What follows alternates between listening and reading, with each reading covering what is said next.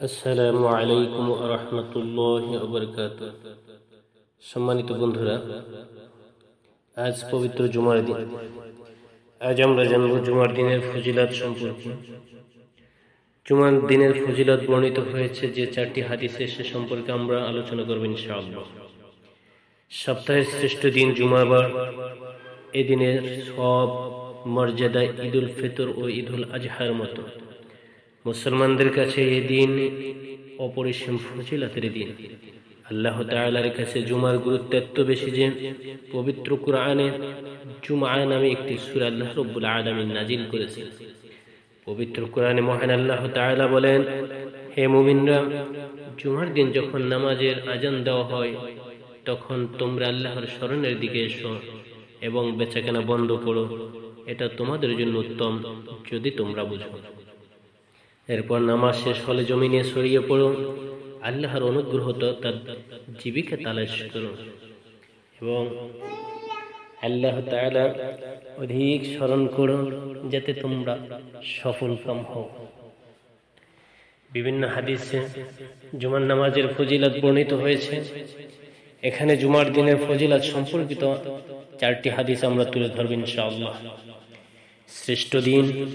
আবু হুরায়রা রাদিয়াল্লাহু তাআলা আনহু হতে বর্ণিত যে রাসূল করিম সাল্লাল্লাহু আলাইহি ওয়াসাল্লাম ইরশাদ করেন, সূর্য উদিত হয় এমন সকল দিনের মধ্যে শ্রেষ্ঠ দিন হলো জুমার দিন। এই দিনে আদম আলাইহিস সালাতু ওয়াসালামকে সৃষ্টি করা হয়েছে। এই দিনই তাকে জান্নাত থেকে বের করা হয়। এই দিনই তাকে তা থেকে বের করা হয়। অর্থাৎ আল্লাহর নবী সাল্লাল্লাহু আলাইহি ওয়াসাল্লাম বলেন যে জুমার দিন হলো সর্বশ্রেষ্ঠ দিন, কেননা এই দিনে হযরত আদম আলাইহিস সালাতু ওয়াসালামকে আল্লাহ রাব্বুল আলামিন সৃষ্টি করেছেন। এই দিনই তাকে জান্নাতে প্রবেশ করিয়েছেন এবং এই দিনই তাকে তা হতে অর্থাৎ জান্নাত হতে বের করে দিয়েছেন। আর এই জুমার দিনে কিয়ামত সংঘটিত হবে। সুতরাং বোঝাই যাচ্ছে জুমার দিন কত গুরুত্বপূর্ণ এবং ফজিলতপূর্ণ একটি দিন। কারণ আল্লাহ রাব্বুল আলামিন সৃষ্টির সর্বশ্রেষ্ঠ প্রথম মানুষ আল্লাহ রাব্বুল আলামিন হযরত আদম আলাইহিস সালাতু ওয়াসালামকে এই দিনই সৃষ্টি করেছেন। তাই এই দিনটি অনেক শ্রেষ্ঠ। আগে মসজিদে যাওয়ার সওয়াব। রাসূল করিম সাল্লাল্লাহু আলাইহি ওয়াসাল্লাম বলেছেন, যখন জুমার দিন আসে ফেরেশতারা মসজিদের দরজায় দাঁড়িয়ে প্রথম থেকে পর্যায়ক্রমে আগন্তুকদের নাম লিখতে থাকে। যে সবার আগে আসে সে ওই ব্যক্তির মতো যে একটি উট সদকা করে, তারপর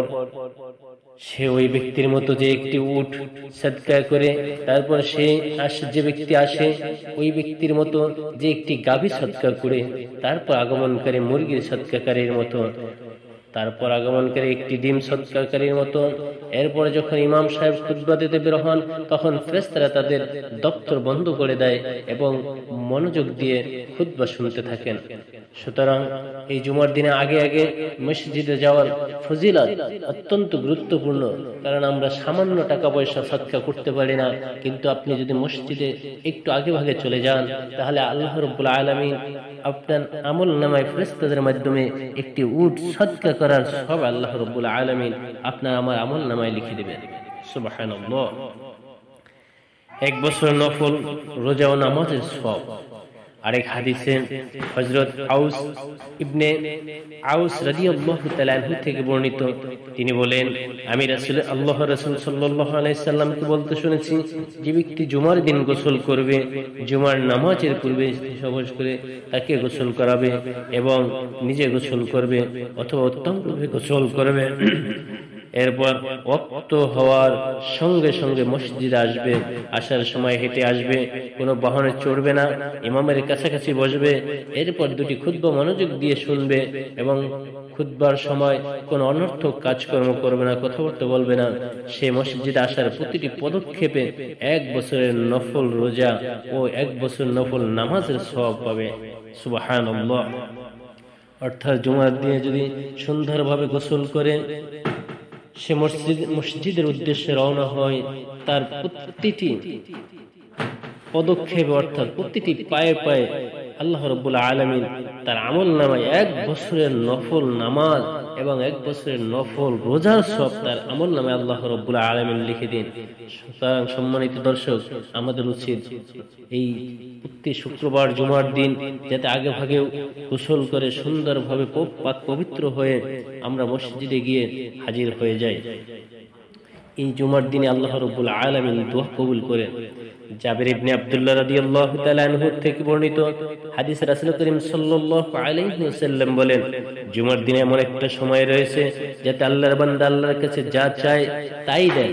অতএব তোমরা আসরের শেষ সময় তা তালাশ করো, অর্থাৎ আসরের নামাজের পর তোমরা আল্লাহ রাব্বুল আলামিনের দরবারে তোমাদের আবেদনগুলো, মনের আশা আকাঙ্ক্ষাগুলো প্রকাশ করো। আল্লাহ রাব্বুল আলামিন এই জুমার দিন আসরের নামাজের পর আল্লাহ রাব্বুল আলামিন দোয়া কবুল করেন। সুতরাং আমাদের উচিত আমরা আল্লাহ রাব্বুল আলামিনের দরবারে আমাদের মনের আশা আকাঙ্ক্ষাগুলো জুমার দিন আসরের নামাজের পরে ব্যক্ত করা। আল্লাহ রাব্বুল আলামিন যেন আমাদেরকে আমল করার তৌফিক দান করেন এবং আমাদের আমলগুলো যেন আল্লাহ কবুল করেন। আমিন। ওয়া আখির দাওয়ানা আলহামদুলিল্লাহি রাব্বিল আলামিন। আসসালামু আলাইকুম ওয়া রাহমাতুল্লাহি ওয়া বারাকাতুহু।